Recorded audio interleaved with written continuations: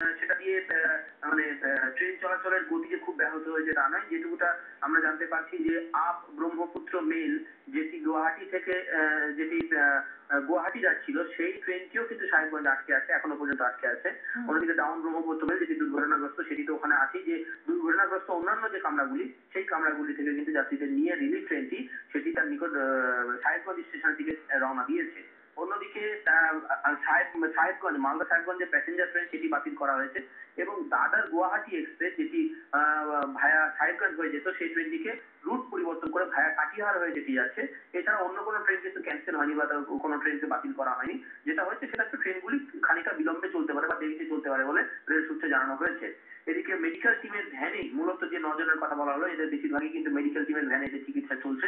বাকিদের চিকিৎসা নিকটবর্তী যে সাহেবগঞ্জ হাসপাতাল সেই সাহেবগঞ্জ হাসপাতালে তাদেরকে নিয়ে যাওয়া হয়েছে বলে রেল সূত্রে আমরা জানতে পেরেছি।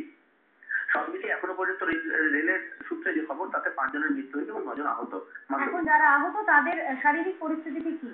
হ্যাঁ, চোট কিন্তু খুব গুরুতর নয়। একজনের অবস্থাই একটু গুরুতর বলে জানিয়েছে রেল সূত্রে আমরা জানতে পারছি।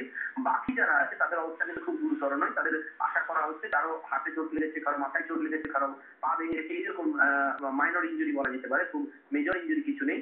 তবে যেটা বিষয় যে ট্রেনটি এখন রেলের কাছে সবচেয়ে বড় চিন্তার বিষয় যেটা বা যেটা নিয়ে সবচেয়ে বেশি করে ভাবছে যে ট্রেনটি দাঁড় করানো ছিল তার গার্ড ভ্যান অর্থাৎ মালগাড়িটির গার্ড ভ্যান কিভাবে ধাক্কা মারল না S9 কামরাতে সেটাই কিন্তু এখন তদন্ত করে দেখছে এবং সেহেতু কিভাবে যে ওই যান্ত্রিক তুমি আমাদের সঙ্গে থাকো, তোমার সঙ্গে আমরা এই বিষয়ে আবারও কথা বলবো। আমরা এই মুহূর্তে পেয়ে গেছি রেলের CPRO সমীর গোস্বামীকে। সমীর বাবু, আপনাকে স্বাগত।